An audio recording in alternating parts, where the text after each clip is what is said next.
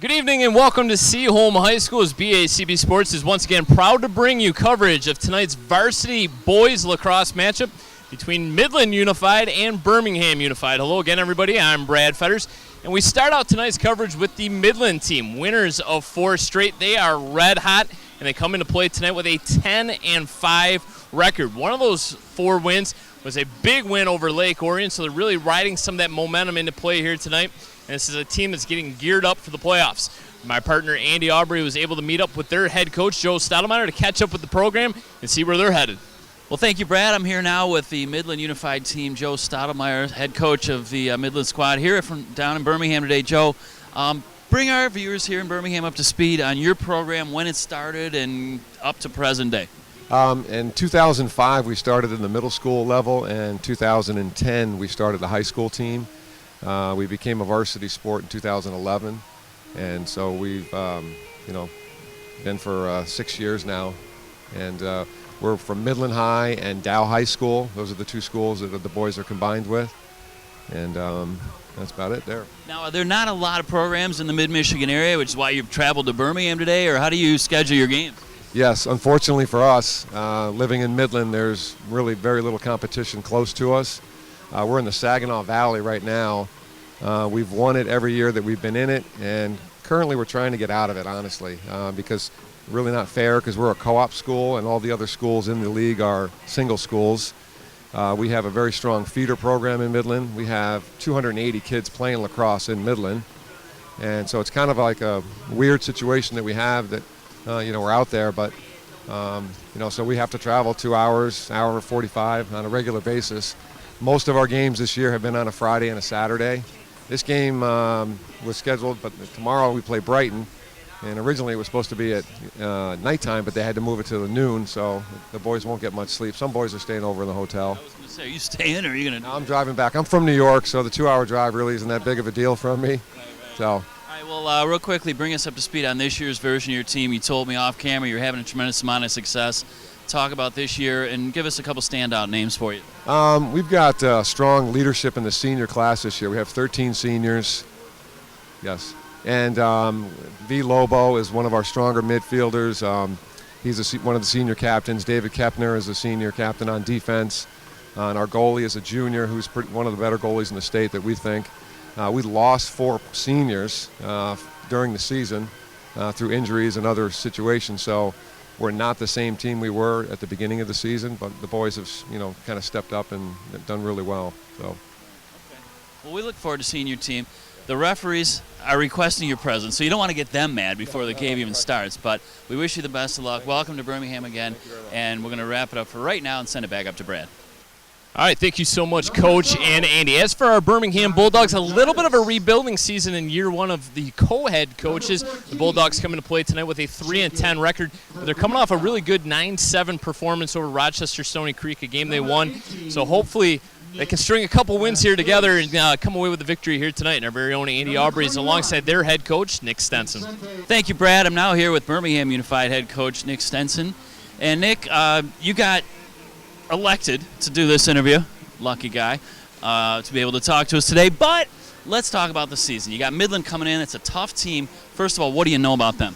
Well, we saw their win against Lake Orion, so we're fortunate enough to have a scout of them. They're a well-coached team. They work hard. They do the right things. So it's going to come down to, matching intensity. I think it'll be a physical game. But it's all going to come down to execution. I think each team knows each other well. Coaches have done a good job scouting. I know they know us. So it's a matter of who can execute today. Right. Okay, speaking of us, let's talk about this year a little bit. Maybe the record's not what we want, but we're always striving to get better. These are opportunities for improvement. What are you guys working on in practice? Maybe some drills, some fundamentals, or which direction to kind of close this season out on a high note? Yeah, I think we're focusing on the little things now, towards the end of the season. And we're not far, the record doesn't depict it, but we're not far off from where we want to be. Yeah, we'd like to win more games than we lose, but that doesn't always measure success. So we're focused on the little things and fine-tuning some things. It really doesn't matter until playoff time, right? So next week is our big focus, and our goals come into play, our season goals. So, we're looking forward to that. We're going to use Midland and Cranbrook next week as a good test for us, and that's what we're really focused on. Well, we saw your practice a week or two ago, and I don't know, I saw a lot of intensity, and I know you guys are trying really hard out there, and that's what you got to have. You got to have that effort, right? Kind of close the season out. Yeah, heart and hustle is important. You know, matching intensity, especially like a team like Midland, who's hungry for the playoffs. They've had a really strong season, just coming off a huge program win against Lake Orion. So we're going to have to match that intensity tonight, and it's a good test for us. You know, we constantly find little ways to challenge ourselves, and that's a big way to challenge ourselves. So that'll do it from down here, but don't go away. We'll be right back with the opening face-off.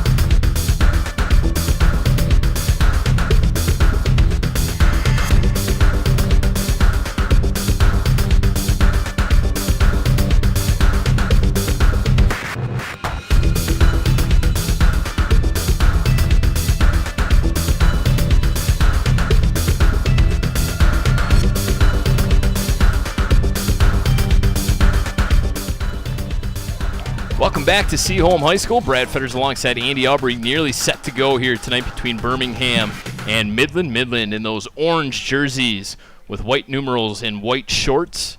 Birmingham in their home whites with yellow helmets. And Andy, we are underway. Perfect night for lacrosse. Players are going to love this. It's just got a nice breeze out there, sun, and as soon as the sun goes down another half hour or so, they should have no problem seeing the ball. Midland on the attack first, going left to right across your television sets. Benny Goldberg getting the start in net for Birmingham. He will defend this right goal.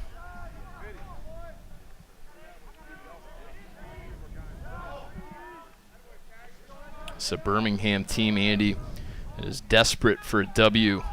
The season winds down here as we near the conclusion of the regular season, approach playoff time.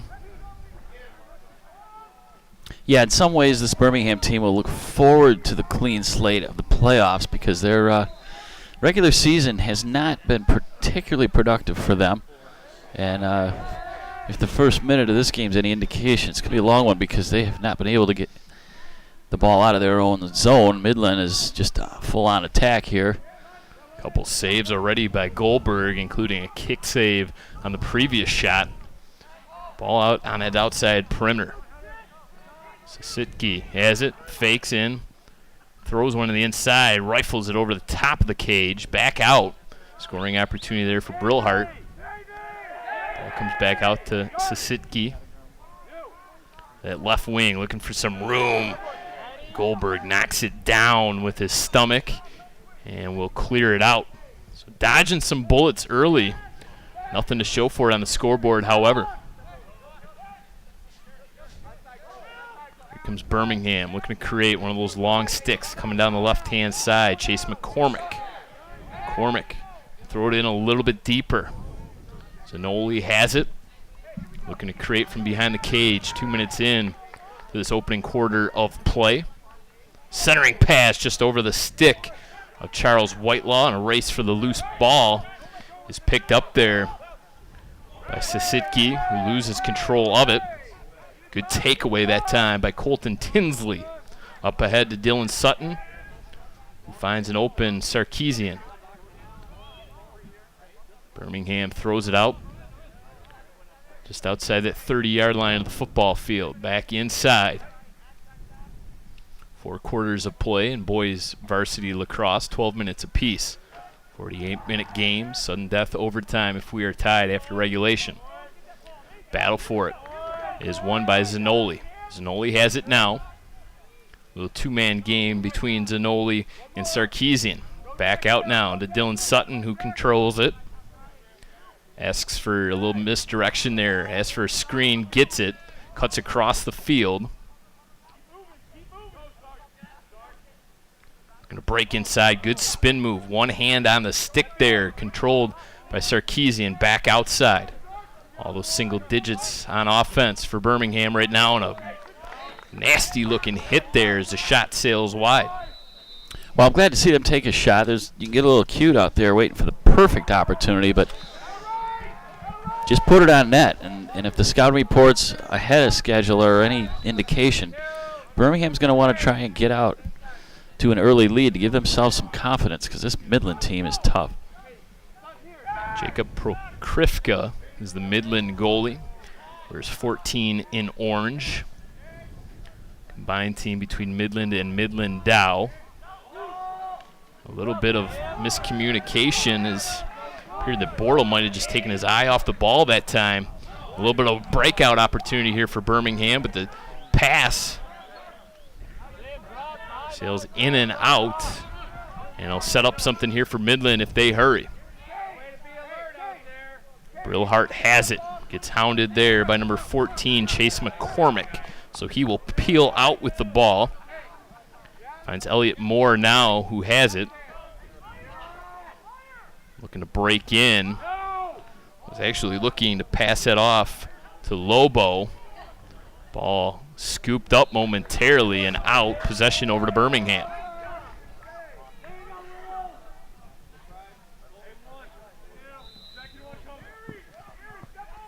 It's going to be Liam Pierce who outlets it ahead.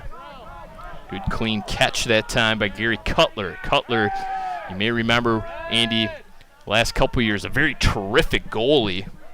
Has gotten the opportunity now to play out in the field.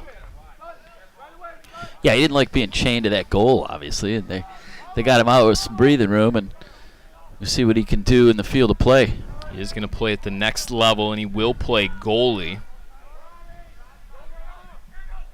Still listed on our roster as a goalie, but he played defense here tonight. Couple bumps there. Will McBride was able to absorb them. Maintains possession. The Bulldogs on the attack.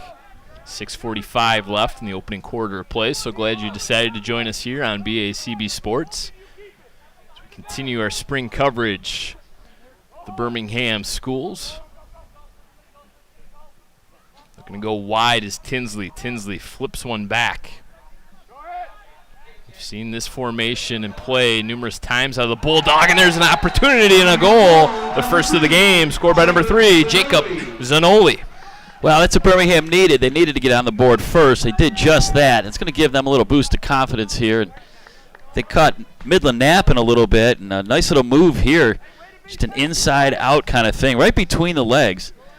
And they jump up with a 1-0 lead with 6:21 left to play here in the first quarter. Zanoli burying that one through the wickets, ground level. As you kind of mentioned, it's good to get that early goal. Oh, yeah, that's got to feel good to the Birmingham guys right there because I don't know if it's the orange jerseys or what, but they look like they got a little bit bigger squad over there on the Midland side. So they're going to need that little bit of can-do attitude. And the first goal can do that for you. Possession Birmingham. Correction, possession Midland. Sound like the referee shouted Birmingham ball, but pointed towards the Midland side. So possession will belong to Midland here after the hold.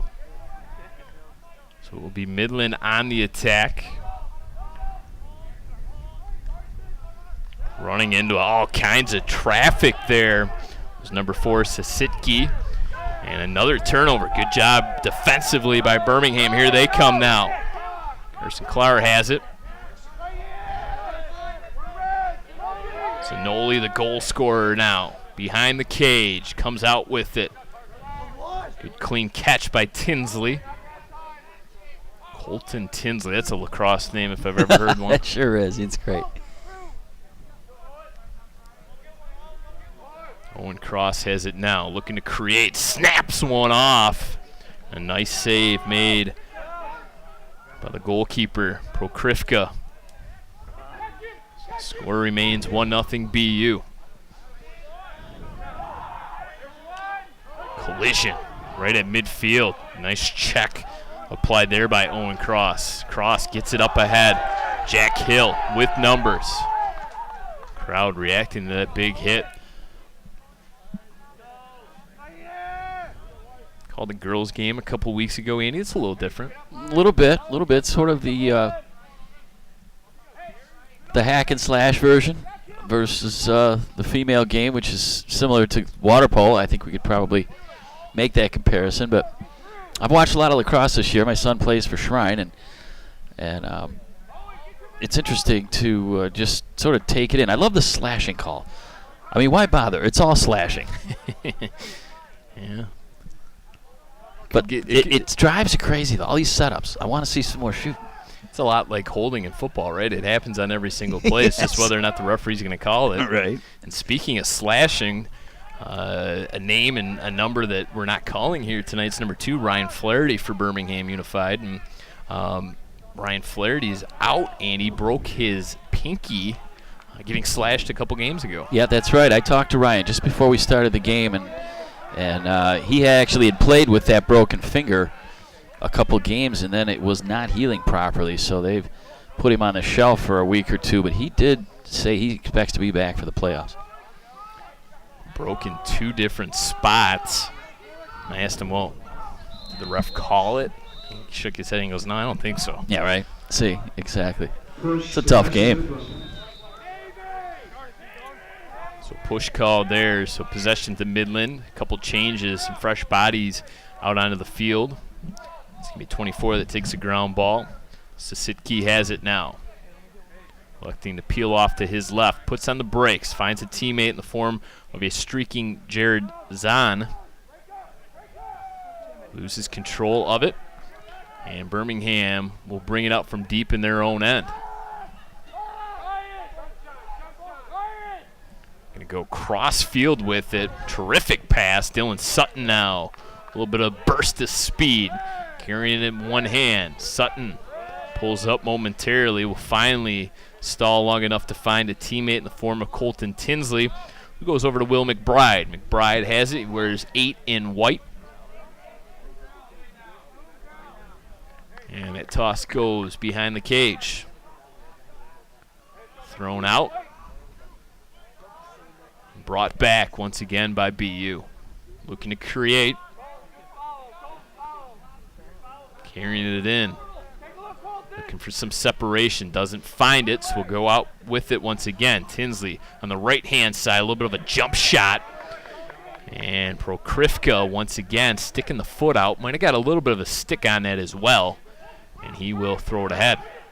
So a couple nice saves by both goalkeepers to keep this one at 1-0. Yeah, they've been sharp. Both sides made some nice saves early on here, and the defense has been quite strong after the first couple minutes of the game where Midland dominated. We're nearing the end of the first quarter, still 1-0. Burks with a nice defensive play along with double deuces. Chase Mentag. Mentag stepped in and separated his man from the ball. Possession will stay with Midland, however. Going to toss this one in, and it's going to be Lobo. They call him V. V has it. Flips one inside. A little bit of a hit from behind. Brillhart hits the field. So no harm, no foul, basically. That was going to be a really good scoring chance there for Midland. So a good push from behind. Yeah, there were a lot of numbers right out in front of the goal. Errant pass. Sail all the way out near the midfield stripe. Minute 25 is all that remains in this first quarter of play. Some traffic out in front for Midland. Tossed inside, a little bit of a one-timer. That might have been deflected out in front. It was hard to see, Andy, but that ball looked like it changed directions.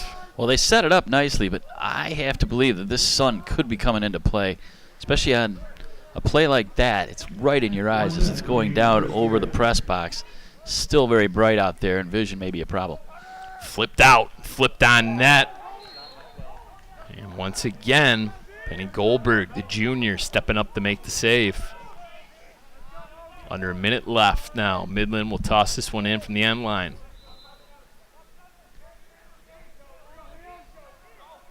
Lobo.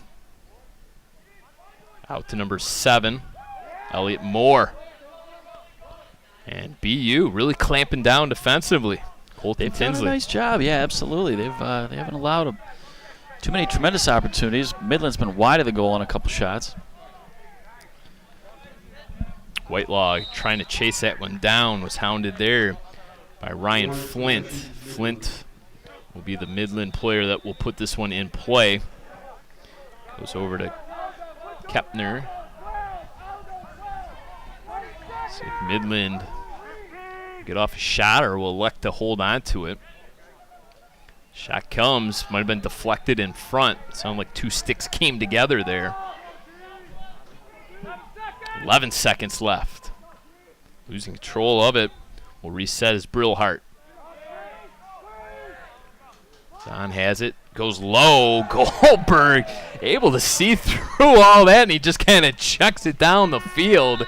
Story of the game thus far, Benny Goldberg. He's done well. He's kept them in this thing and has preserved this 1-goal lead for his side. The Birmingham guys must be pretty happy so far with their effort here, up 1-0, and we expected something totally different at this point, but good show for our guys so far. The only goal of the game belongs to Jacob Zanoli. Birmingham Unified leads at 1-0. We'll take a break here on BACB Sports. Welcome back to BACB Sports. Brad Fairs alongside Andy Aubrey. And Andy, 5:39 into the first quarter. Jacob Zanoli scoring for BU, the only goal of the game. Yeah, we got a pitcher's duel so far. It's 1-0, and Birmingham, that may be their best route to success. It just sort of clog things up and turn it into a mutter because keep some of these high-flying Midland scorers off the board. So far, so good for the Birmingham team. He's a mutter. His mother's a mutter. Hello, mutter. Hello, fodder. So BU, they were a pretty confident bunch coming into this game that they thought they had a pretty good game plan. They said they did some scouting, and they admitted, well, Midland's done the same. And co-head coaches this year in the form of Nick Stenson and Nate Reynolds over there for BU.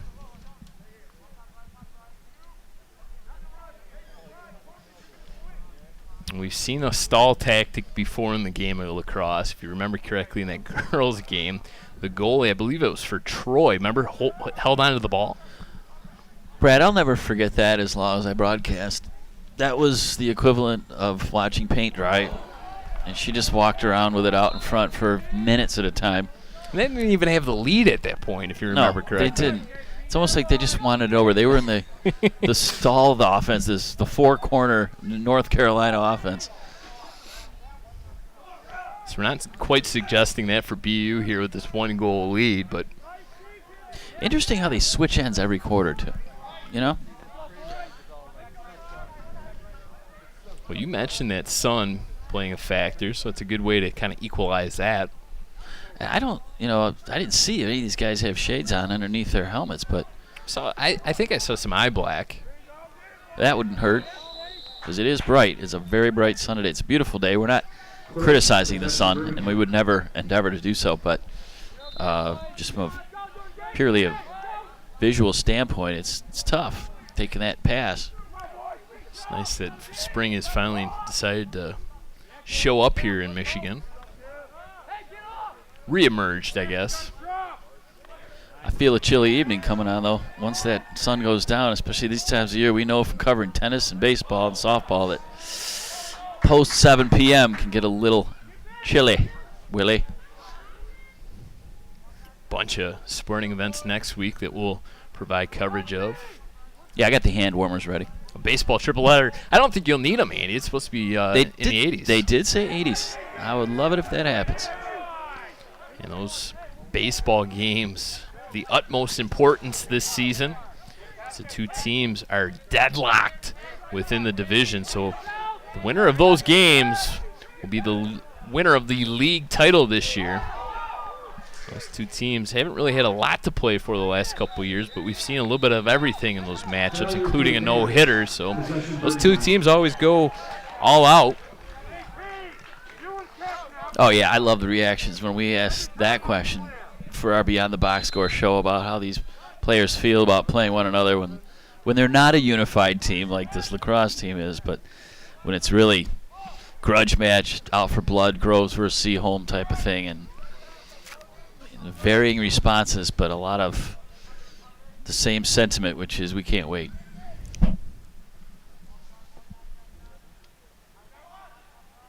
Yeah, the 3 United teams are both lacrosse teams, as well as the hockey team. And there was some talk about unifying the girls' water polo programs, but girls was able to get enough participation this year to prevent that. Here comes BU looking for that second goal of the game. It's Jack Hill now that has it. Had some separation momentarily. Nice job by Midland to get back. And looking for that one-timer right on the doorstep was BU. But he unable to cash in. So Midland will take over now. Yeah, let's credit Midland's defense a little bit, too. They've done a nice job of clogging that middle. And maybe it's the orange jerseys. They're the Denver Broncos of high school lacrosse here with those bright orange jerseys. It just seems like there's not a lot of space between the Birmingham shooters and the goal. But this has been a very low-scoring game, one of the lowest scoring that I can recall up to this point, at least, since we've been calling lacrosse for the last few years. This is a Birmingham team. If you go through their recent games, they've scored 9 goals, 4 goals, 7 goals, 9 goals. So, yeah, they're scoring well up into the single digits. That orange kind of reminds me of Syracuse. Syracuse, a top 5 Syracuse, yeah, lacrosse program this year. Ohio State is up there as well. Don't like mentioning them, but they're having a really good season. John Hopkins, another really good program this year in the men's lacrosse game. Denver, a team to look out for, Andy. Denver in lacrosse? Yep. Okay. You'll probably see them on Memorial Day weekend, I'm sure. Well, we'll keep our eye out for them. Now, this Midland team has a game tomorrow in Brighton. As Coach discussed, Coach Stottlemyre at the beginning, some of the players are headed back tonight, and they're going to have to hustle to get to Brighton by a noon start tomorrow. It's a lot of driving, and somebody said they're staying locally. They either have relatives or they came with family and are getting a hotel room out in the Brighton area after this game. But that's going to be a lot of travel. It was supposed to be a night game for them, and he said they bumped it up to a noon start, which I'm sure didn't thrill them. But Was that a strategy there by Brighton? Yeah, I think Brighton should be under suspicion for that. I don't know who's. I'll never forget last year the University of Michigan football played Hawaii, and Coach Harbaugh made sure that was a noon kickoff, which would be 6 a.m. Hawaiian time. Nice, fresh, like middle of the night practically for them. Yeah, I don't know how many of the Rainbow Warrior fans were up in Honolulu watching that one. Set the alarm. There's far more important things to be doing in Hawaii rather than watching college football, I'm sure. Surf's up. The players in those, what is it, the Western Athletic Conference? Yeah, the WAC. San Diego State, Air Force, some of those teams do a lot of traveling, and they have a road game. Big shot and an even bigger save. It comes off the stick of Colton Tinsley, and once again, Midland stepping up. Jacob Prokrifka, save after save for Midland. Walking through that, all kinds of contact. Cassidy was able to somehow get down this near sideline. It's like a gauntlet out there. Sticks just whacking him. Ball comes all the way out now to Jardis. Jardis holds, waits for some teammates. Fresh body onto the field as they call for another change. They want to bring out Elliot Moore. Going to the inside. Goldberg once again making the save. He's trying to trap it up against the net and finally comes away with it. He's just going to kind of carry it out now. Join the fray. Everybody on the attack, including the goaltender, right? Gets it right back. That's a little bit of a dangerous pass. It sails past him. You're in trouble. And yeah, they had too many men on that side of the field.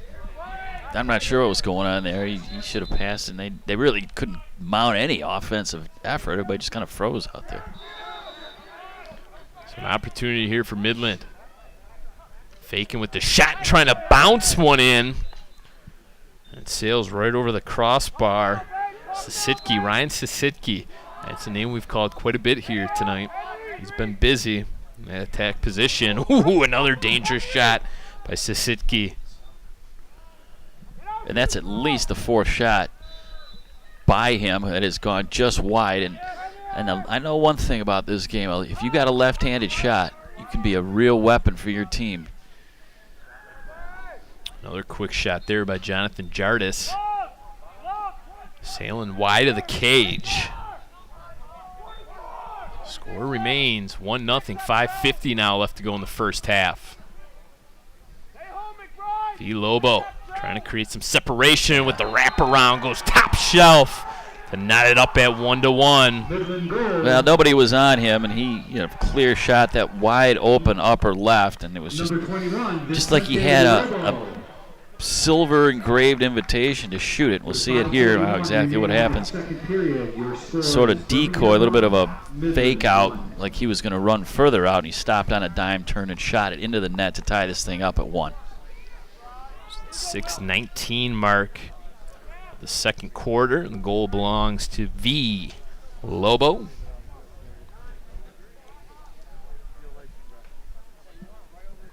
Midland was kind of buzzing there, Andy. They had numerous scoring opportunities. A couple of those shots sailed wide. Lobo kind of took advantage of a little bit of separation out there in front of the net and was able to tuck one in under the crossbar.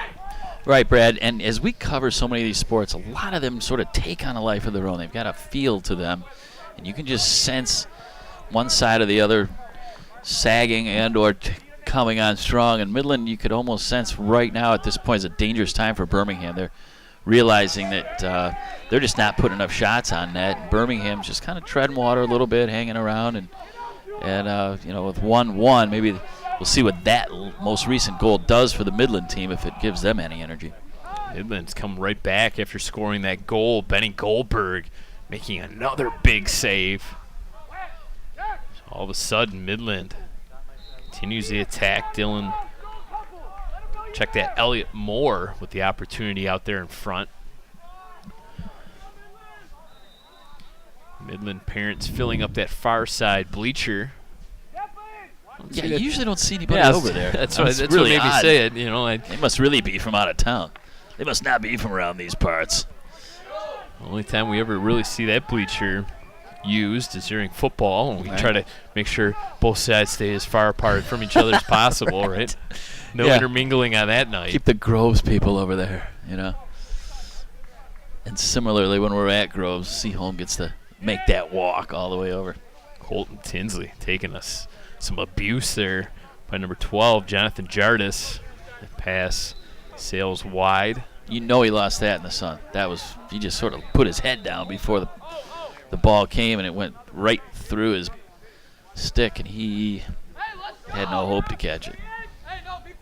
Midland's goalie now, Prokrifka, will fire it ahead to Cassidy. Cassidy on the right-hand side gets stalled because of the whistle. I'm going to say offside. Possession over now to Birmingham. The Midland bench questioning that call.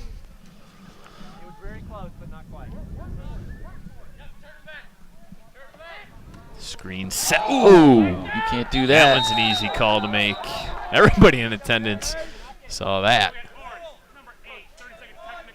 It's going to be a 30-second penalty there. Quentin Bortle. Yeah, he took him sort of a horse collar. He took him out. And you see number 8 there. Bortle paying his penance. Take a knee for at most 30 seconds here. Opportunity, the man-up advantage now for BU. Let's see what happens on that last play, although we're going to stay with live action for a minute here and see what Birmingham can do with this man-up situation. Quick shot, sails wide, bangs off. The back fence will be put back into play. BU will maintain the possession and maintain that man-up advantage. So this would be a good way to carry some momentum possibly into that halftime intermission break. They would love to go up 2-1. 3:23 left now here in the second quarter. Bortle getting ready to step back onto the field of play. BU's going to have to hurry. Set up for one final shot. The goal scorer, Jacob Zanoli, has it now on that far side. Looking to make his move. Cuts in. Tried the bounce shot once again. Nearest player to the ball. With Sarkeesian, so it'll stay with the Bulldogs. Under 3 minutes left to go now in the second quarter. Colton Tinsley fakes it. Being guarded there by Jake Kivy with that long stick. Ball comes out to McBride up top. Back to McBride. Quick pass. Working the perimeter now are the Bulldogs. Making his way out front is Sarkeesian. Gets bumped off it. Enough where he has to regroup and bring it back out. Pass comes to the outside. Lost it. Midland playing defense. And they are at even strength now. And Midland asks for a timeout and gets it. Well, it's a plodding affair. We got 1-1 with 2:15 left now to play. And maybe we can take a look at that one penalty. It's been one of the sort of semi-controversial plays here in this second quarter, and Bortle was the one, number 8. We'll see it coming right at you in your living room. Boom! Put an arm around the sort of a semi-horse collar. Maybe not as violent on the replay as it looked to be in real time, but nonetheless, you can't do that, so they stuck him in purgatory for 30 seconds. And Birmingham was not able to take advantage of that man-up situation, but hey, let's give them credit. They're a team that's sort of been reeling a little bit here in Birmingham, and big game against a hot shot program coming in from mid-Michigan, and they are more than holding their own here so far in the second quarter, and I'm sure the coaching staff on the Birmingham side is going to tell the fellas to keep doing what you're doing. Maybe a few more shots on goal. You know, I'm not a lacrosse coach, folks, but I'm entitled to criticize them. That's what I'm here to do, actually. And it's a lot easier up here, by the way, than it is down there. So I don't mean to get down on the coaching staff for Birmingham, but, you know, it's frustrating sometimes to watch a lot of passing and not much shooting. So we'll see how they can close out this second quarter. See if they can at least keep it deadlocked and or put another one in. Goldberg with another big save. Sisitke was the man for Midland that got the shot on goal. He has the ball now with under 2 to play. He's just looking to create, and he does, in the form of a goal to give Midland a 2-1 lead. Ryan Sisitke with 1:51 left in the first half of play. Yeah, he's their hot shot. He's been all over the field, and he is the goal scorer. We saw it there. He comes around the outside of the net. Nobody put a body on him. They sort of stood around and watched him a little bit, but nice shot for him to put his team up by 1. Now it's 2-1. Still 1:51 left to play here in the second quarter. So we talked about the opportunity for Birmingham if they were able to cash in on that man-up advantage, kind of carry that momentum into halftime. Now all of a sudden the script is flipped, so to speak, as Midland has now re-upped and gained that 2-1 lead. Right, that might have been a bit of a turning point when Birmingham was not able to take advantage of that man-up. And conversely, Midland may have figured they dodged a bit of a bullet. And fellas, let's take advantage of that. And they did just that by putting another goal in to give themselves this one-up advantage at the moment. So here comes Birmingham now. Under 2 minutes left to go in the first half of play.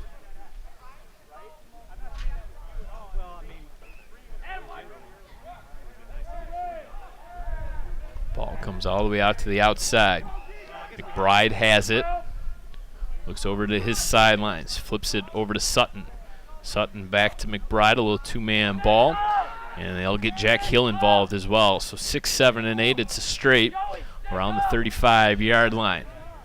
Finally, Will McBride decides to make it work. He goes on the right-hand side, and Birmingham will call a timeout. Didn't like what they seen out of that line. Well, they're having a harder time. It seems like the Midland defense is forcing them out further and further. They have not been able to penetrate that wall, so to speak, especially towards the latter half of the second quarter, and have had almost no quality scoring chances. And again, credit Midland for that. And you see them getting some direction from Coach Stottlemyre there on their sideline. And then on the other side, we've got the Birmingham crew getting some of their own direction. And, you know, they don't want to let this thing get too out of hand. Right now it's 2-1, nothing too critical. Got a whole second half to play, but This last minute can be critical. If there's one thing I have seen about lacrosse, there's almost invariably goals scored in the last 30 seconds of all of these quarters, it seems. I don't know Are you why. calling it? Are you calling a goal here? Sure, why not? Oh, going out. All right, let's see. I think it's the first time we've ever done something like this on the air. Yes, and maybe probably the last, I'm going to Yeah, say, we'll see how depending well on the this- outcome. We'll see how well this goes. Unless they do score, then that's our new tradition. Andy Aubrey in the prediction business That's all right. of a sudden. That's right. Me and Miss Cleo. We're about a week late here on our Kentucky Derby picks, so That would have been helpful. maybe the lottery numbers, if you're able to cash in here. Run out and get some pull tabs tonight. So BU has the players out on the field now that they want. Colton Tinsley. 1 minute remaining in the second period. Exactly 60 seconds left. Tinsley has it. Asking for help. As Will McBride kind of drifts down further towards that goal line. Tinsley goes back with it. Dylan Sutton now, left-hand side. Sutton puts on the Jets and flips one over now to Owen Cross. Cross changes directions there. A big wind-up as Colton Tinsley uncorked one but missed the cage. Oh, you had the right idea. You had a little opening there. You just went a little bit wide. So 32 seconds left. Zanoli trying to bounce one over to a teammate. Looking to go inside. They were trying to find Tinsley out in front. 20 seconds left now here in the second quarter. And they have to hurry now to get that final shot off. Owen Cross. This ball makes its way all the way out to midfield. Battle for it there. Pushed ahead. Offside, possession Birmingham. And Midland's defender came over, so that was an offside play. Too many men on the defensive side of the field. Oh. That was a big shot there, but an easy, clean save made by Jacob Prokrivka. Midland, 2 goals in the second quarter. They lead it 2-1. Well, all things considered, I think Birmingham's got to be pretty happy with their effort here. 2-1 is not the end of the world. They've got a 10-minute halftime to regroup here, but considering what Midland's done to their opponents lately, Birmingham should feel fortunate, and they've got something to build on here for the second half. We'll take a quick look here at a highlight package. First half of play. We'll take a quick break, but when we come back, the second half of play from Seaholm High School.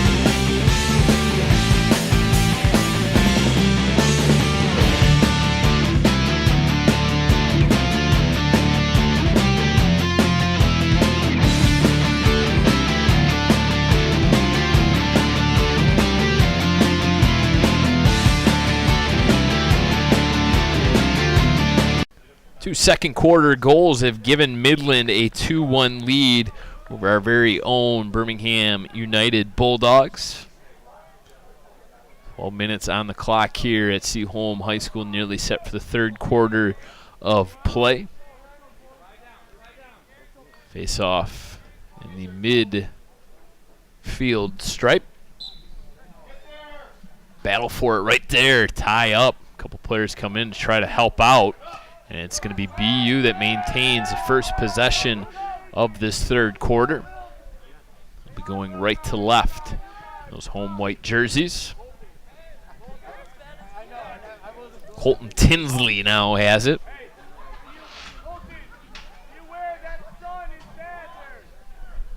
Sarkeesian out top to number 5, Colton Tinsley, over to number 8, Will McBride. We found Dylan Sutton, one of the seniors that were honored at halftime here.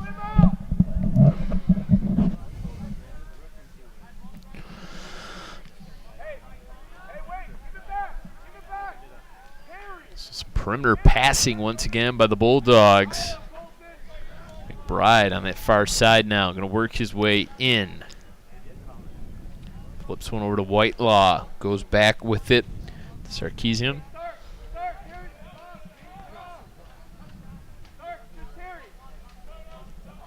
BU bench calling out some plays. Changing direction now. Colton Tinsley going to take off with it. Midland, those long sticks, just doing a terrific job right now, preventing any sort of easy looks right now. And the Midland bench fired up because they know how well their squad is playing defensively right now. Well, they're not allowing anything in. And this is a nice display of passing by Birmingham, but it's not getting them anywhere. Loose except ball. Being pushed out further. Nice job there. Sarkeesian to kind of soccer kick that one. Keep that possession alive. Sets the pick. Sutton just runs out of real estate. It's going to be Tinsley who set the pick. It has it now. He thought about passing off. Will take it instead. Takes a little bit of a cross check there. Will McBride now directing traffic. And good recognition that time by Kyle McIntyre to come away with the intercept. Yeah, McIntyre just put himself right in the middle of that pass. And you know, this game sort of like hockey in the regards that you just got to have some guys with scorer's mentality. Somebody that's going to have a nose for the net, so to speak. And some of those guys are born, not made, actually, but you can also coach it. And Birmingham's going to have to turn a couple of those guys into that if they're going to expect to tie this one up and win the game. Sasitke, a dangerous player out there in orange. He wears 24. Name and number to pay attention to if you're a Midland fan as he comes off finally. A couple players come together. One of those long sticks out there for BU comes up with it. It's Gary Cutler, who's going to play lacrosse at Madonna. Zanoli goes down, head over heels. It appears to be okay. Midland player lost a mouth guard as well as we wait for the official call. We'll see what happens here. Got an offsides penalty on Midland. And 30-second technical called as well against Elliott Moore. Dylan Sutton sort of got a cleat caught on this field turf. Slid and then his leg locked, so he went down. But it is going to be Birmingham possession here now. 8:49 left to play in the third. A little 6-on-5 action as well with that man-up advantage. Well, it didn't serve them very well in the first half when they had this, enjoy this advantage, but maybe they can turn it into something here. A little 2-1-2 setup by Midland. Break from that now. BU looks to operate right in front of the crease. Knocked off at Gary Cutler once again. Cutler's traded in his defender stick for Shorty. A big shot! And he finds a hole. Colton Tinsley has knotted us back up at 2 apiece. Well, you said it, Brad. Colton Tinsley, great lacrosse name, and he actually put it into practice there with just a rifle shot out front to tie this one up at 2 with 8:19 to play in the third. A beautiful goal. Let's see again here how it happens. He almost, you could feel that gathering storm as number 5 came rolling right down the center, and he wound up and shot one into the back of the net to tie this thing up, and Birmingham has got to feel pretty good about themselves right now. Tied at 2. 3:41 into this third quarter, and Colton Tinsley with an absolute rocket with the man advantage. Exactly what the BU side needed. Midland now on the attack, looking to regain the lead. A little bit of a high hit. And we'll see if that one result in anything as Kim Donahue took the shot and comes off.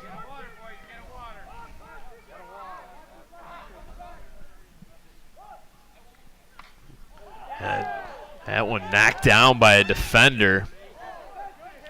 Big check as well. Number 22, Chase Mentag, went down for Birmingham. Outlet pass intercepted.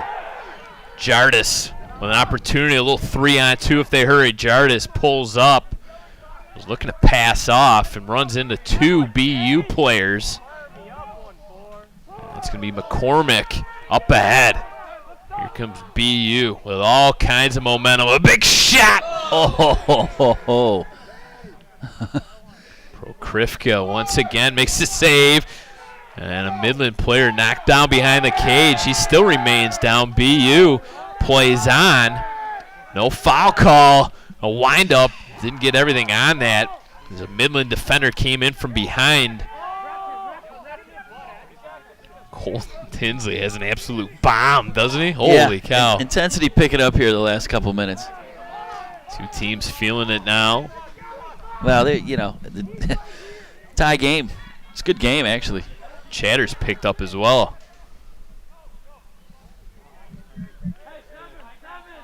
Gary Cutler back to that long stick. So Cutler wearing many hats here tonight. Finally go back to his defensive position. He'll switch. Zanoli had the first goal of the game for Birmingham. They enjoyed that 1-0 lead. Saw that lead evaporate as Midland scored both goals in the second quarter. But it's BU that's tied things up here in the third. And that's where we stand, 2-2. With exactly 6 minutes left now in the third quarter. Picking up that loose ball is Zabo. Zabo knocked off. Keeps it alive. Midland just going to wait.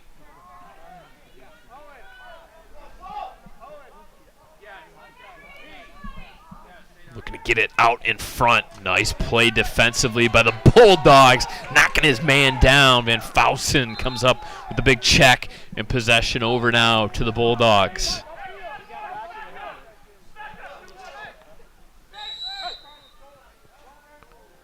Referee nearly took that long stick to the face. Yes, watch out for those backhands, refs. Goldberg now from his own goal. Gonna join the fray. Finds Colton Tinsley right in the middle of the field. Terrific pass. Oh, off the cage. What a save. Prokrifka using his face to make the save. Yeah, those lacrosse balls can hurt. You know about that, don't you, Brad? Yeah, I took one off the shin last year. Thank you very much for bringing that up. I still feel that every once in a while. When the weather gets cold, yeah. The permanent mark of a broadcaster covering a lacrosse practice.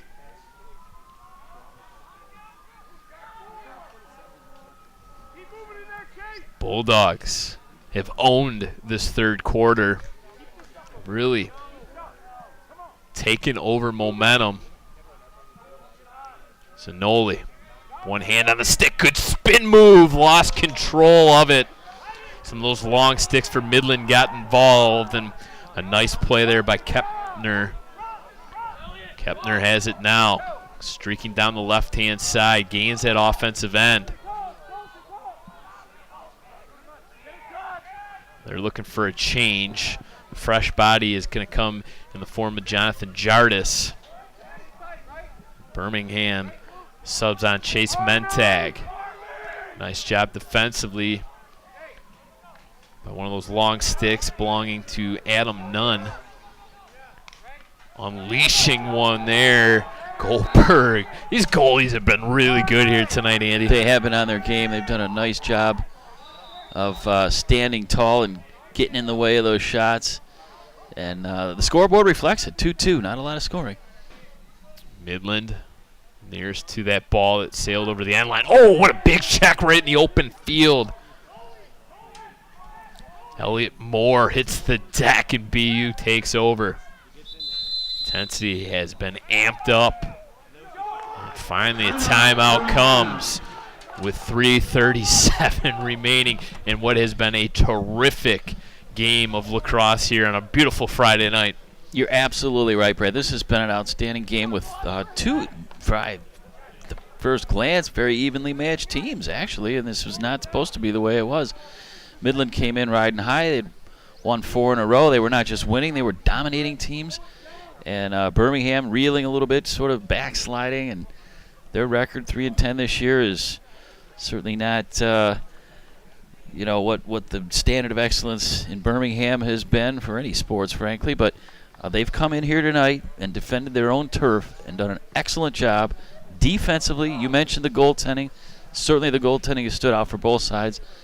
And, I think they've got a legitimate shot to pull this thing out. 3:37 left on the third quarter, so it's cycling along pretty quickly here. And it's got the feel of a game that one goal might just win it. And don't forget, this is a BU team playing a little short-handed as well without one of their captains, Ryan Flaherty. Ryan Flaherty, one of their better players, if not the best player, but he brings a grit to the team and an intangible that's outside of the actual skill of lacrosse, or lacks, as those of us who know are the in game. the know. Yeah, that's correct. We bring it to you from the inside here at BACB Sports. Flaherty is a super player, and not just in lacrosse. He showed his wares on the football field as well, but they're going to miss him. They'll hopefully get him back for the playoffs, as we mentioned earlier. But when your goaltender is your biggest offensive threat, as we see there, Goldberg, he's offside. He's going to have to hurry. He's in a full sprint right now. They had too many players on the offensive side of the ball, and he's going to get back just in time. He's probably out of breath, though. I don't know if that was the greatest of strategies, but he's a little cross player. He's okay. That's fine. They can do it. That's right. We're going to have to talk to the coaches about that when the goalie becomes your biggest offensive threat kind of thing. You would think they'd want to keep him home a little bit, but it's the element of surprise, too, because no one expected him down in that zone.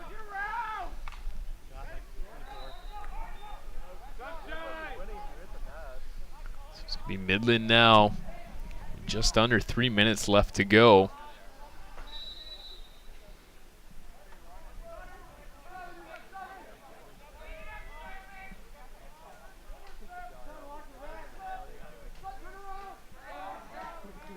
Midland on the attack, on the doorstep, fakes out Goldberg and finishes the play.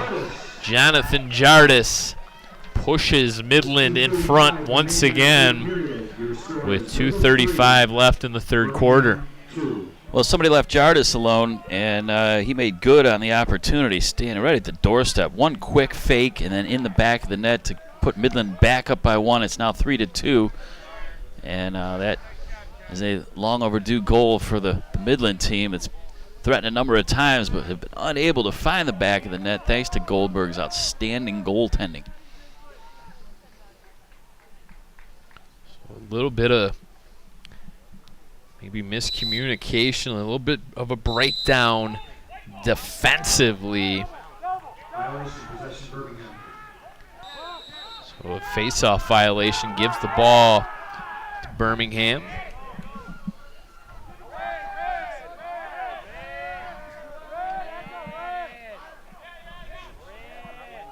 Charles Whitelaw right on the doorstep of that crease was desperately calling for the ball. He was literally jumping up and down, Andy. Mm-hmm.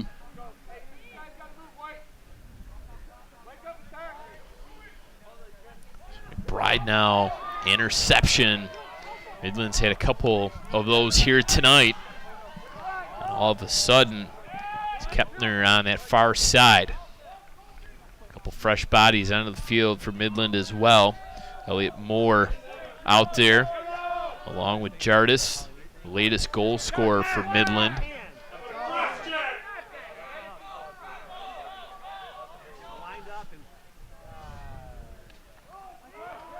Three white jerseys converge on top of Sasitki to prevent his scoring opportunity. Thrown ahead, loose ball scooped up there by Dylan Sutton, far side, out in front. 75 seconds left in this third quarter of play.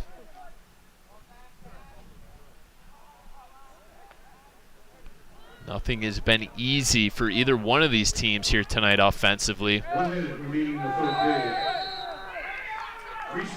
Crease violation there. Midland ball. They're going to get Charles Whitelaw for it. Can't enter the goalie's crease in the game of lacrosse.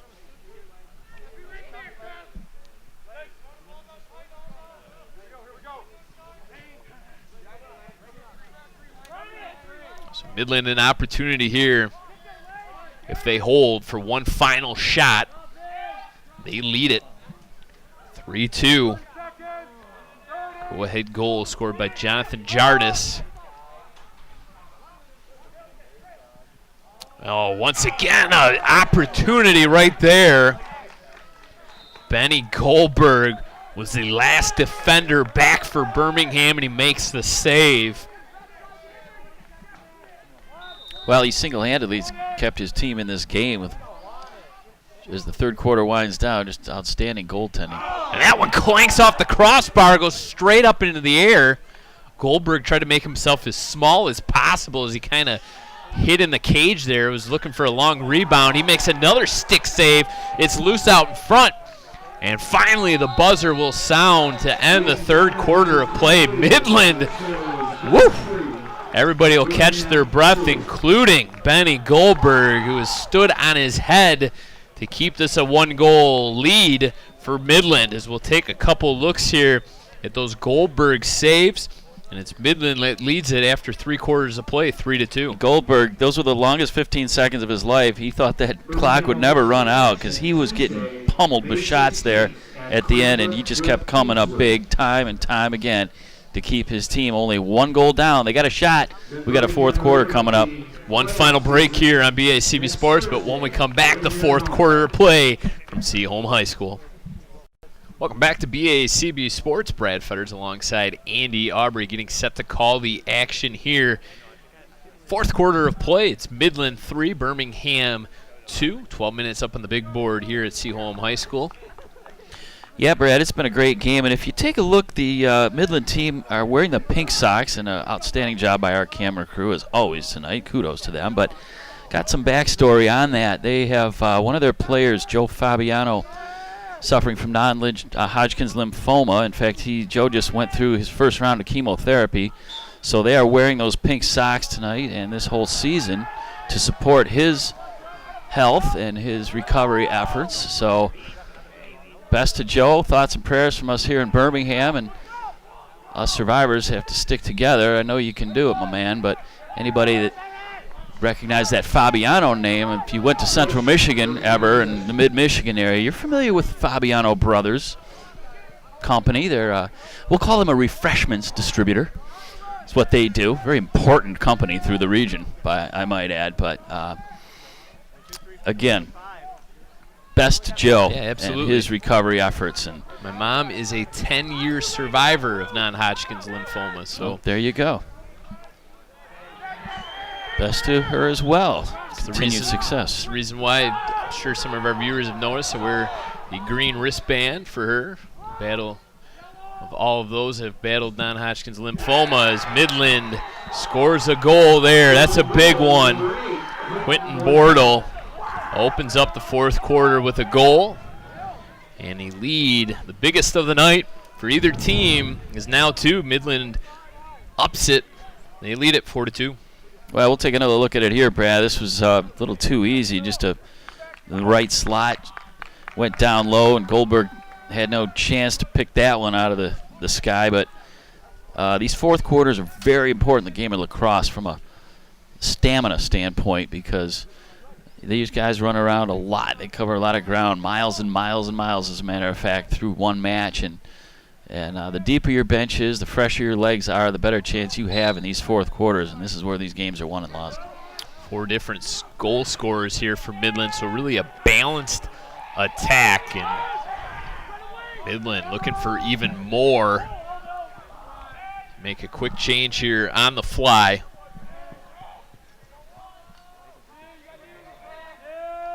It's been a well-played, entertaining game. If you've missed any of our coverage here tonight, make sure you check us out online, bloomfieldtwp.com. Video on-demand portion of the website as Goldberg makes another save.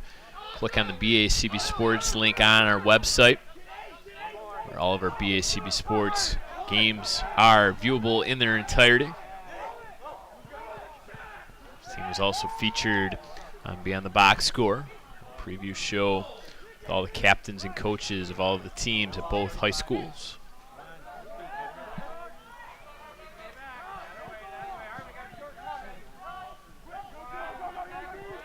So third period of play, Andy, I thought Birmingham was the aggressor. I thought they really owned that period of play. But Midland scores that goal with just a couple minutes left to even things up. Take the lead, and they've added on to that fourth goal now and lead it 4-2. Yeah, the fourth quarters are one thing, but the end of quarters are very critical as well. And without any rest at all, these players' legs do get heavy. And that has been the case here. It looks like as we go on through this game, that's going to be a penalty. Yellow flags flying all over the place. You can't do that. So Birmingham's got to be very careful here. Liam Pierce from behind, and they're going to come together and determine whether this was just a push or a cross check. Appeared to be just a push.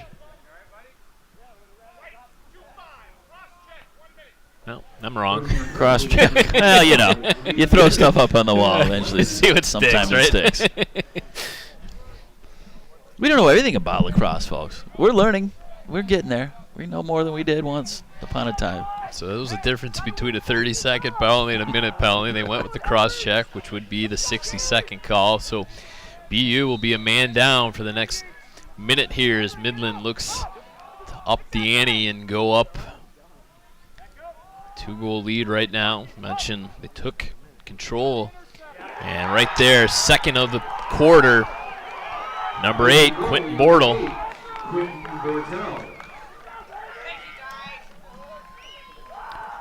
Well, Midland starting to flex their muscle just a little bit here now with 9:05 to play. We'll take a look at this last goal, the 5th of the game for Midland. And Bortel just walked in basically unchecked and went down to Goldberg's left side, bounced it in, and things starting to unravel slightly for Birmingham, but it's not over yet. There's plenty of time left. They can get a couple on the board here and hope for a kind of a big finish. Anything's possible, but again, Midland really seems to be the aggressor now as we cycle through this fourth quarter. So Bortle with the man advantage scores 2 goals a minute 58 apart. Midland has scored 3 straight to open up this game. We're going to get a call now against Midland as Ryan Salter hits the field turf here. And I will not speculate for a second time on what the call will be here. He got pushed from behind. We'll wait for the referee to make his call. And it will be a 1-minute tripping call. Midland penalty number 10, Jeremy Brookins. And we'll see it here. 1-minute trip. Salter was a man on the run and on a mission, and he got assaulted by 2. He got assaulted? It's close. It kind of Assaulted? Assaulted, By yeah. 2 Midland players, in which they are now paying their penance for. Look at that great camera work down there. Who's that blonde on camera? Jeremy Brookins with the penalty call for tripping. So this is a big man-up advantage now for BU, down 3 goals, 8.5 left in the fourth quarter. Have to cash in, you feel here, Andy. Oh, absolutely. And it's going to be a big shot from the outside. And it belonged to Will McBride and just was unable to steer it on net. McBride had the right idea. He tried to go low and bounce it in. Those have been successful. Right on the doorstep, did that cross the line? It sure did. They're going to give it to him. Absolutely. I believe it was number 34, Gary Cutler. It was Cutler. Yeah, outstanding. I can't wait to see this again because this is the kind of goal that can really juice up your team, and they're only down 5-3 now. Still 8:16 left to play. So we got time left. This thing is not over yet. And that was just what Birmingham needed at this point in the game. We'll see it again here. Sort of innocent enough, but again, it was just sort of shoveled it in, and sure that was as innocuous as it could be, but it dribbled over the line. The the referee, right on the spot, gave the signal. Good goal. Third of the game for Birmingham. 49 seconds after the Quentin Bortle goal. And BU all of a sudden right back in this thing. As Liam Pierce just got absolutely blasted down there. Yeah, a lot of no calls. Yep. And the BU faithful not happy about that non-call. Not going to win that argument, however. Dylan Sutton on this near side. Circles around back. BU playing with a little bit of an extra gear now after that Cutler goal, as that pass is incomplete in the race for it. And it goes over the sideline, over to Midland. That was a big blow right there for BU. Yeah, that's unfortunate. That's an unforced error. They lost the possession out of bounds. They really had something going there. Long outlet pass. Dangerous looking play here by BU as they finally get back. Might have been able to pick up Midland side, just telling their guys to take their time, and why not? Just over 7 minutes left here in this fourth quarter of play. Midland 2 goals here in this fourth quarter. Lead it 5-3.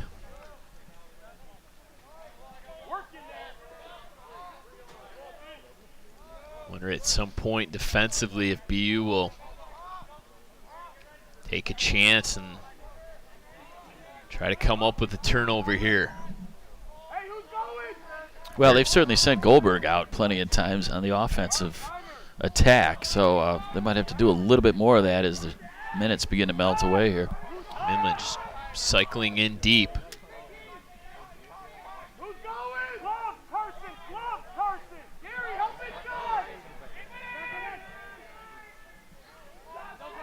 Midland just going to pick their spot right on the doorstep, too easy. On the backside, Jared Zahn made his way out front and gives Midland that 3-goal lead once again, 6-3. Yeah, you get the feeling that Midland really just toying with Birmingham on that. A lot of the guys standing around chasing in vain, but nothing Goldberg could do there. Just wide open net. He made an attempt to make the save. It didn't happen, so now it's 6-3.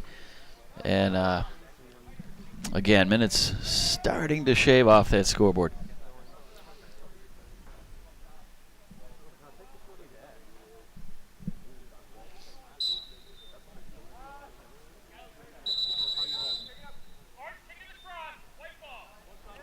BU ball. They led it 1-0. Their only lead of this game, Andy. Midland answered right back with 2 goals. BU tied it in that third quarter, and the man-up advantage, and you thought, well, see what can happen here. Stranger things have happened, but Midland came right back with 3 straight goals and really kind of opened up this game. Under 6 minutes left, BU trailing 6-3. Going to need some instant offense here. Going to have to value the ball and make sure you win every possession from here on out. Going to have to come up with some goals.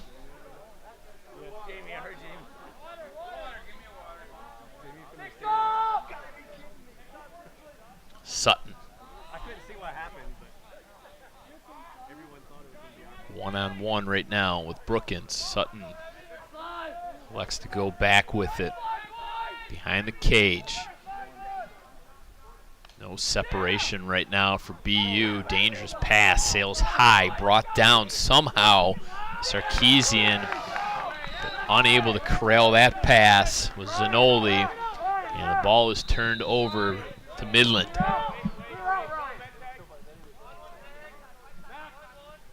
So an empty possession there for BU, and they desperately needed something, anything offensively. Midland backpedaling now, and why not control this game 6-3, just looking to finish off the remaining 5 minutes. Jardis. One of the goals here tonight for Midland is that shot sails wide off of the stick of V. Lobo. Lobo opened up the scoring for Midland.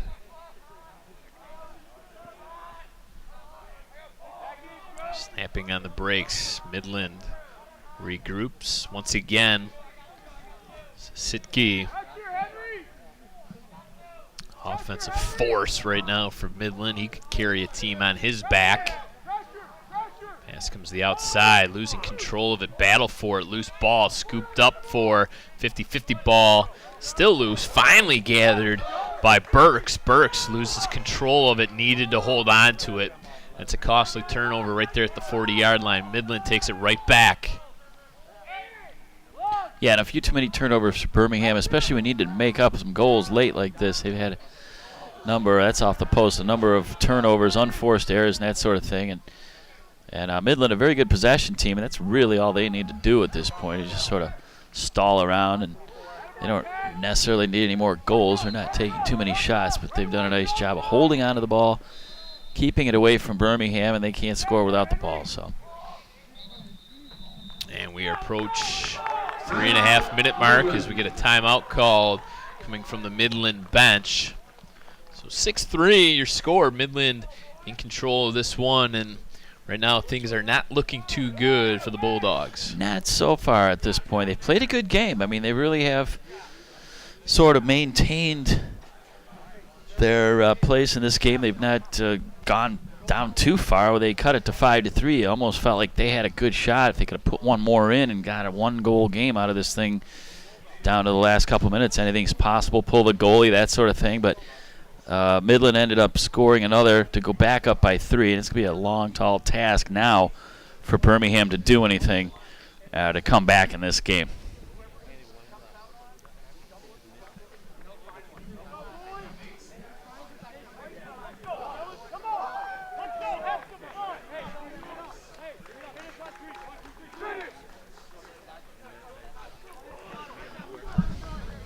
So 3:31 is all that is left now in this game for Midland, looking to ice it away here tonight. And you're starting to think about potentially a player of the game, Andy. You got to look at maybe somebody like a Quentin Bortle, scored 2 goals here in this fourth quarter, really opened up the game for Midland.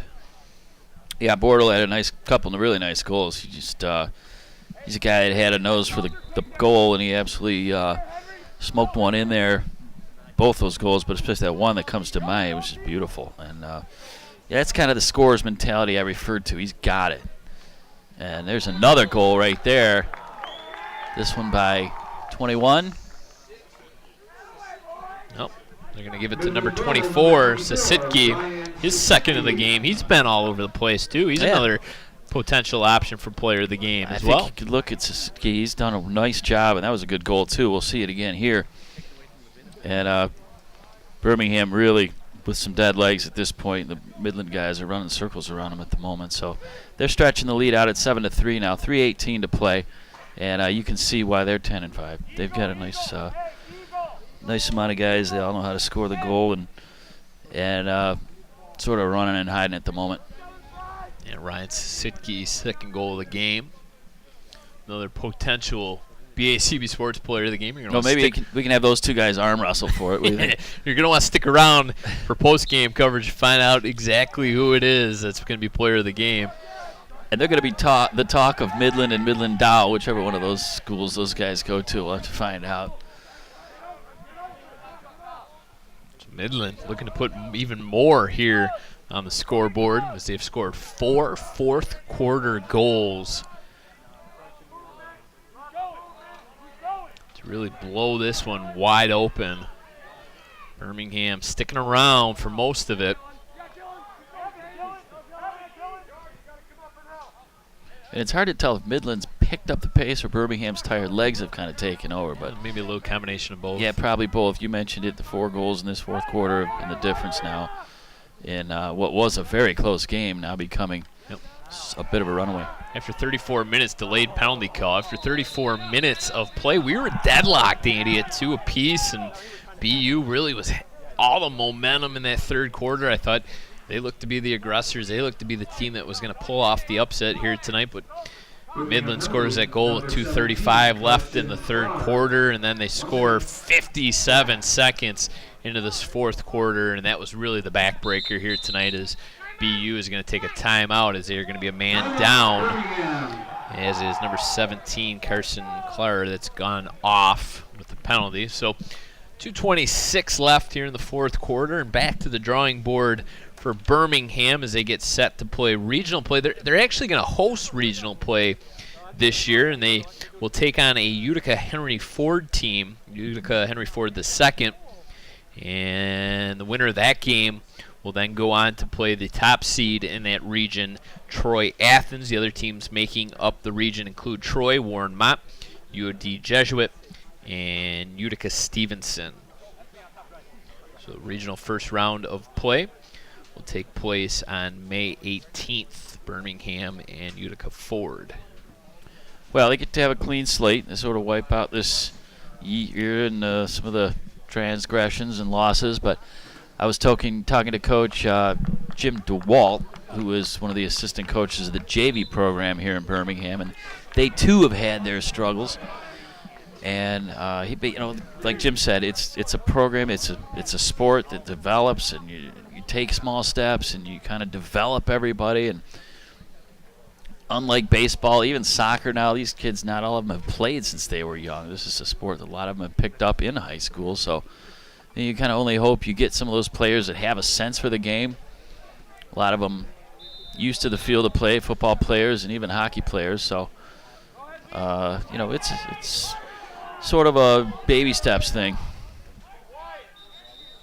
So 2 flags come out. I think they're going to get Liam Pierce for the initial call. Was there a second penalty as well? We got a 30-second hold call.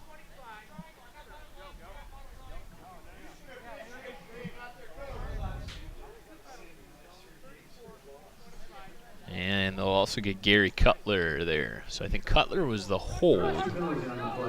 Number 17, Carson Clark, and number 25, Liam Pierce. So Andy, this can be a 6-on-3. So they get Cutler there. And a bounce shot, easy goal.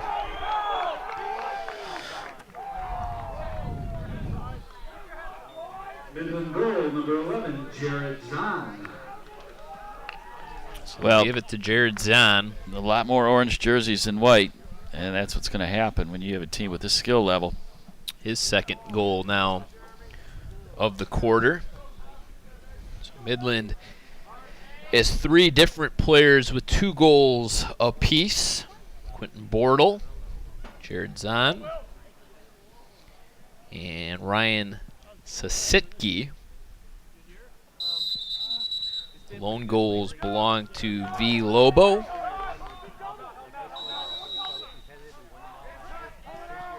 And Jonathan Jardis.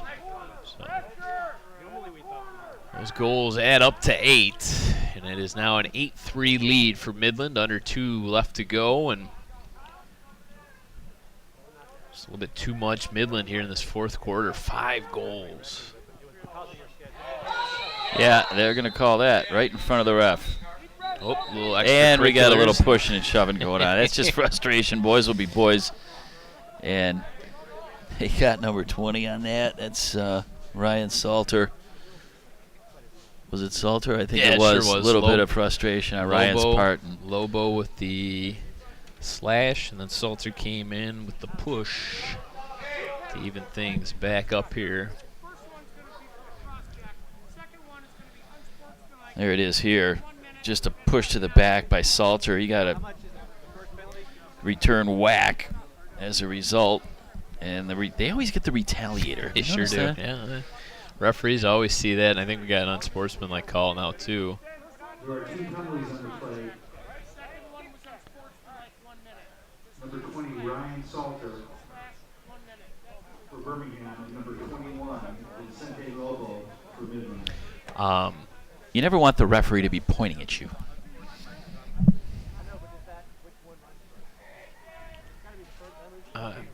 I'm not even going to speculate who the unsportsmanship call is on. We'll just leave that. Yeah, well, doesn't matter at this point, Nah, does it? This game's over.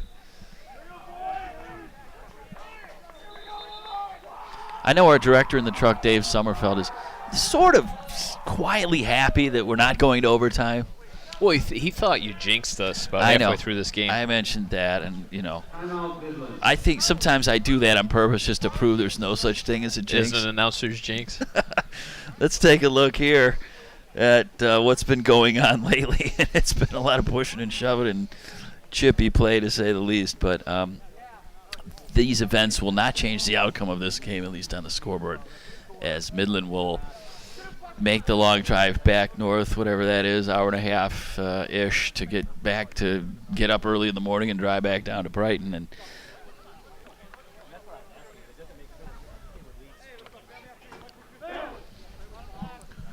so 126 left here to go, and Birmingham, as Coach mentioned in your pregame interview, going to have to regroup quickly. They got a really good Cranbrook team on the road next week. And then obviously the start of the playoffs. We mentioned Utica Ford is their first round opponent in that regional play. Well, Cranbrook has a good program, and I think this is a good barometer by which Birmingham can measure themselves against. The old Coach Izzo theory that you play the best and it makes you the best eventually. You see how high the bar is set. Gives you something to strive for. Meanwhile, a lot of parents hooting and hollering, cat-calling, yelling at coaches, yelling at referees, yelling at players. A lot of yelling going on here.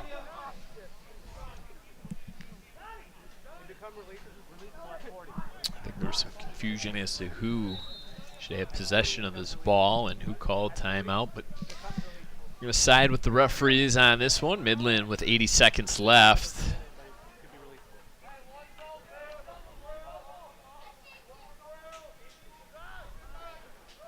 Working inside, looking for the one-timer. Still loose, picked up and controlled there by BU. There goes Goldberg. He has the ball, Andy. I don't think anybody knows it. A little bit of a fake out there, and the ball was picked up. That was the old hidden ball trick. Goldberg just went streaking straight down the center of the field, and that would have been quite the highlight, huh? He's got some wheels. I tell you what, he's quick. He made it down there in no time flat, and before anybody realized it, they almost put one in.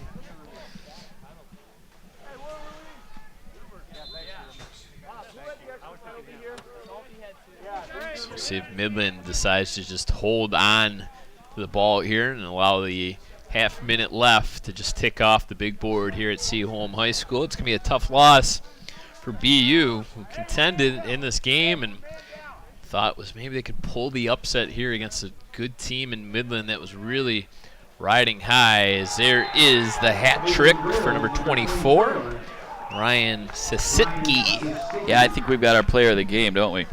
Yeah, he has been all over the field here tonight. You're right. He did make his presence felt from the very beginning, and here with 14 seconds left, he puts another one on the board.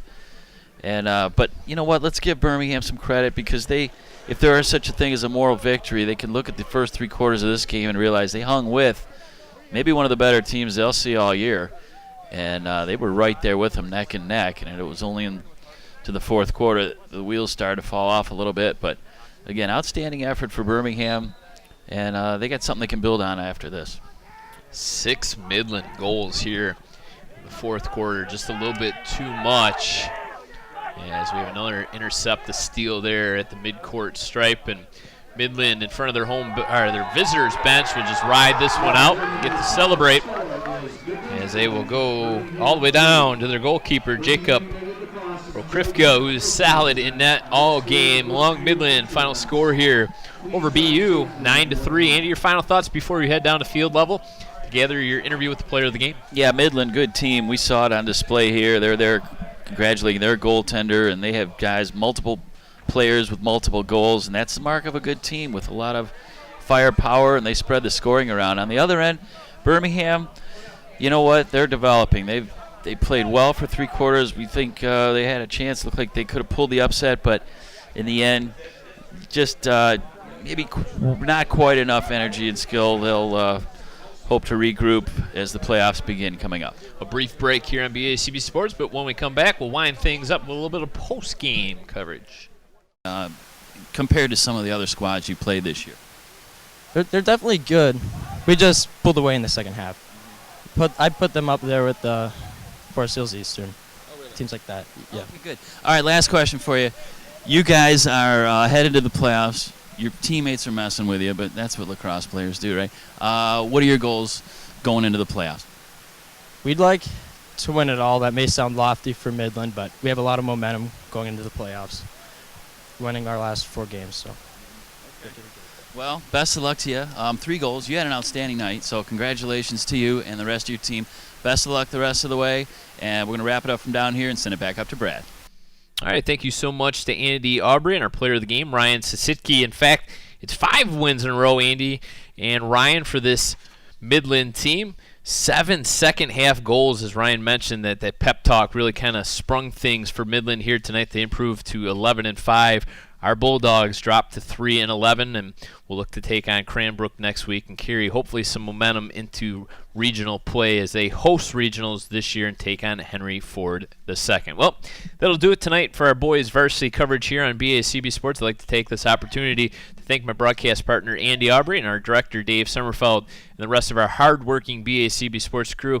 I'm Brad Fetters up here in the press box saying good night from Seaholm High School. Once again, final score Midland 9, BU 3.